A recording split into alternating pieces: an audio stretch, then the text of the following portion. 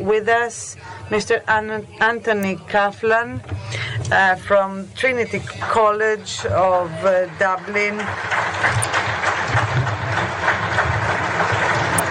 head of the Centre Research for European Union Issues National Platform.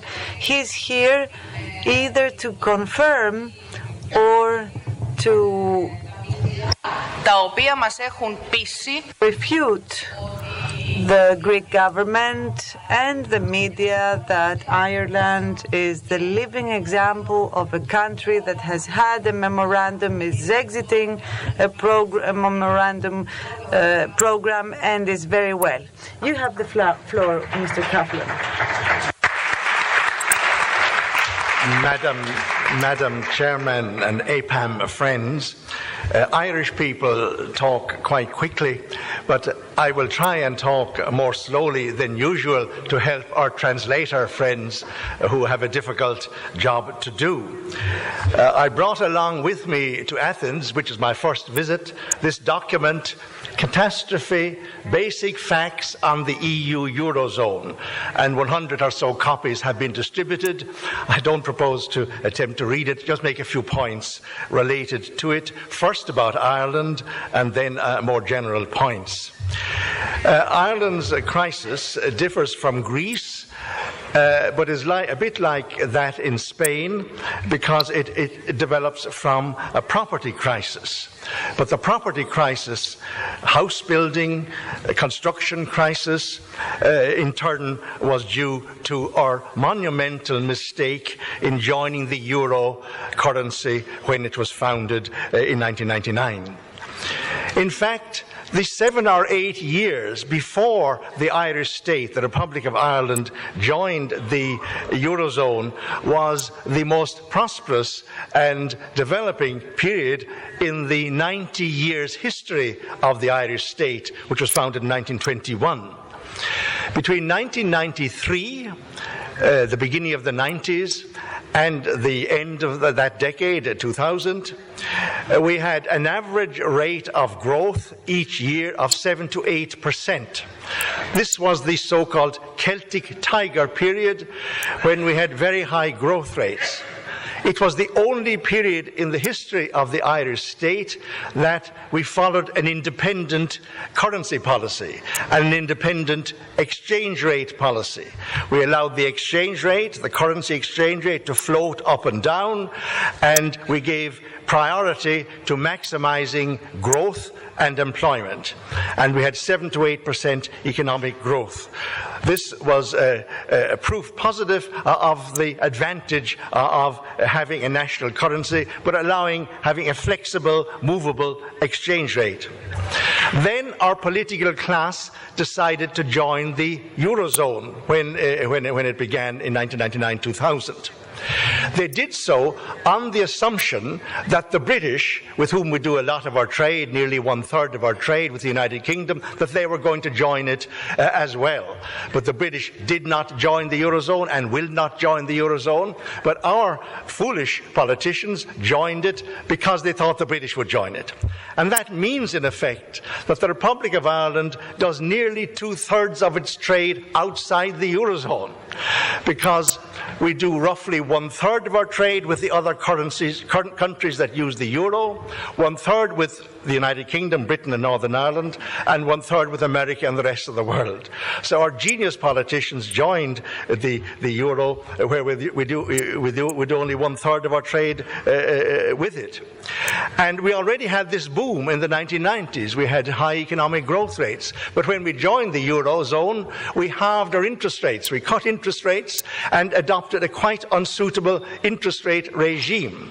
That meant that instead of concentrating on exports abroad, investors and so on concentrated on a domestic boom in house prices, in building houses and selling them to one another, and in borrowing money to do that.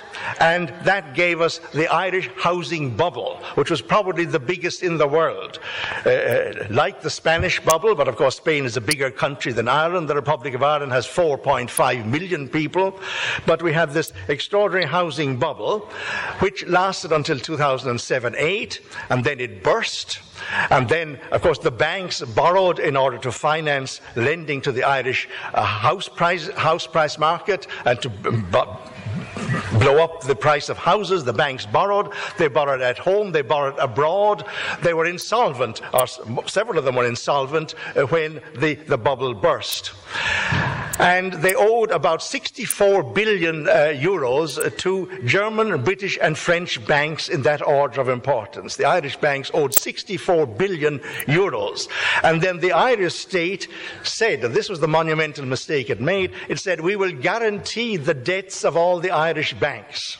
The private debts incurred by the banks in their own investment processes, the Irish were taken on by the Irish state and passed on to Irish taxpayers. So that's the peculiar feature of the Irish situation, that some 64 billion euros, which is a lot for a country of 4.5 million people, private debts owed by the banks to German, British and French banks were taken on by the Irish state, and the Irish taxpayers have to pay these for years and years to come. And in that situation, of course, the deficit became huge in Ireland, and it became impossible to pay. The cost of borrowing abroad rose up, and in that situation, we got this bailout from the European Central Bank, and they agreed to give us money on condition that taxes were cut, the deficit was cut, and so on. And we've had the austerity regime of the last few years. The Irish state is in a very bad way. The Irish people are in a mess. Not as bad as in Greece or in Portugal, probably, but very, very bad indeed. The official unemployment rate is 13%. It is double that for young people, certainly.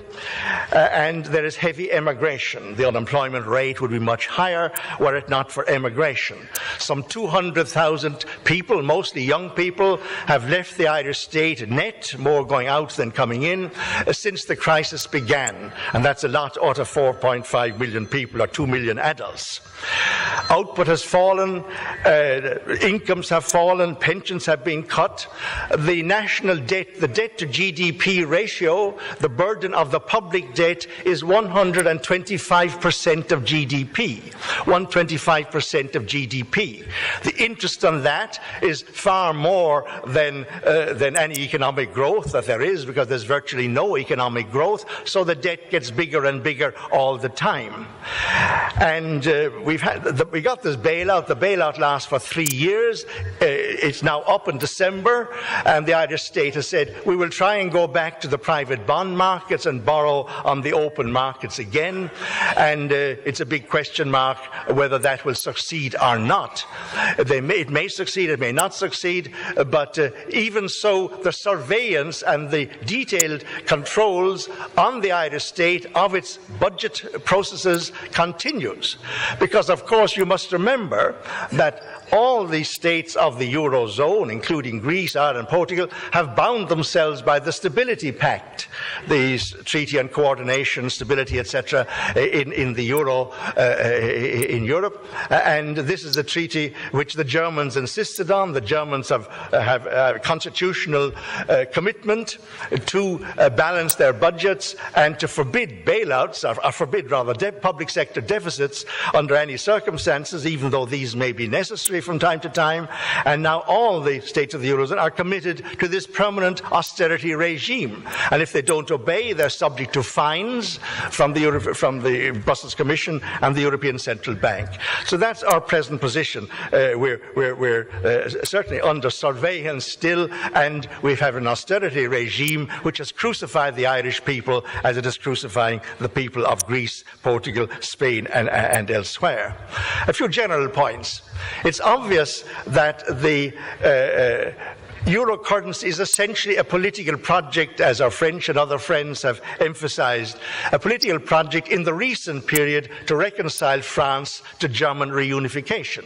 The EU was certainly pushed by the Americans, but I believe the euro currency was very much a project to reconcile France to German reunification using economic means that are quite unsuitable to it, and that events are showing are quite unsuitable to that end. And it's not working because, of course, it's turned in practice into a form of Germanic rule through economic rule over Europe. Mr. Prodi, who was once president of the European Commission, said at the time of the foundation of the euro 10 years ago, or 12, 15 years ago, the two pillars of the nation state are the sword and the currency. The sword, an army and police force, and a currency. The two pillars of the nation state, and we have changed that. There are many other statements indicating that those who have been running this European integration project, and particularly the euro currency scheme, see it as a way whereby Germany, with France holding on to its coattails, will dominate this new rising superpower in which democracy will be taken away from ordinary people in the different nation states of Europe, and they will be run by supranational committees, the Commission, the Council, the Court, the bankers, and so on and so forth of the European Union. It is, I feel, a strong emotion that within a kilometre of here, we are close to the agora where European democracy began. And this is a very appropriate place for EPAM to be raising the call for a return to national currencies as an essential means to restore democracy to the nation states of Europe that have lost it.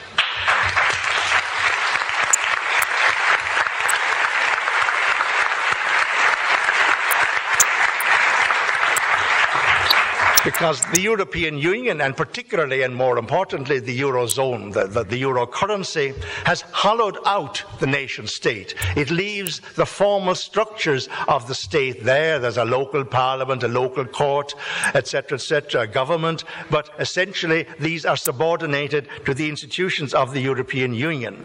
And this process has been going on for years, and people often are not aware of it or of its dramatic character because the structures seem to be still there, but their essence has changed. The Eurozone and the euro currency is in crisis not because of its enemies or its opponents or its critics, but because of its own inherent contradictions. It's fundamentally flawed project. It's a doomed project. It will not last, though it could last a long time. On the other hand, it might be gone in 5 years or 10 years. We don't know. But it is certainly doomed because there is no example in history of a lasting monetary union that wasn't part of one state. And there are, of course, many examples, as our French friend showed us the other night, of currency unions that were quite unsuitable to different nationalities and different peoples, and that broke up, as this one will. Our Spanish colleague, one of my Spanish colleagues, what about the enemies of the Eurozone? Where are its opponents? What about the parties of the left? One point made by our Spanish friend to me the other night was that outside Europe, in Latin America and in Asia, the parties of the left are strongly national. They stand for national democracy and national independence. And this, of course, gives them far more weight and influence over the population as a whole than mere left-wing slogans or programs will do. But with honourable exceptions, that is not the pattern in Europe, unfortunately. The mainstream parties of the left, the main social democratic parties, Labour parties and so on, have embraced the European project. There are, of course, opponents and critics in all these parties, and they're growing. But that is the tragedy of the European left. But if the left will not take up standing for national independence and democracy, the right will, the political right will. And if the political right will not do it, the far far right will do it. It's inevitable that if people are deprived of their democracy, their ability to make their own laws, that they will support whatever parties or groups will champion those issues. Because what we are involved in, my friends, is not really advancing left-wing values, let us say the values of the Russian Revolution. We are trying to defend the values of the French Revolution, the right of nations and peoples to self-determination, the right of peoples to make their own laws. This is the ABC of politics. We are back to trying to defend basic democracy in face of this attempt to take it away from people all over Europe. And that is why it's very encouraging, and I'm delighted to have had the opportunity of coming to this conference from Ireland, and my Irish colleagues in our own group, and we're connected with many other bodies in the Republic of Ireland, left, right and centre, who are concerned with the euro crisis. We are very honoured to have the opportunity of interacting at this conference with people from the Mediterranean countries in particular. I have had a long personal involvement in opposing the integration process, and especially on the economic side, especially the euro currency, for decades, going back 40 years really. And most of that time, my interactions and contacts have been with people in Britain, which is next door to Ireland, of course, but in Scandinavia, in Germany, in France, to some extent in France, but primarily in Scandinavia, in Denmark, in Holland, in Sweden, and Finland, and so on, Iceland. And we've had little opportunity to interact with Democrats from the Mediterranean countries like Greece and Portugal and Spain and Italy. And that is now changing, and we hope that this conference will give a big impetus, a big push towards closer interaction, north and south, between the different countries of Europe in opposition to this monstrous construction, the single European currency. So,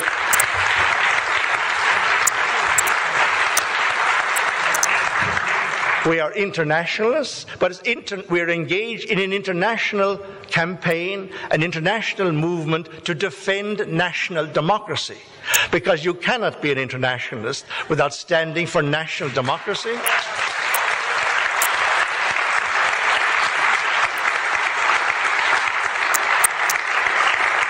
And national independence, because that is the basis whereby people can advance the common good of their political community. So thank you, my friends, again, and thank you particularly to APAM. I've been at many conferences, but I think this is one of the best organized conferences I've ever been at.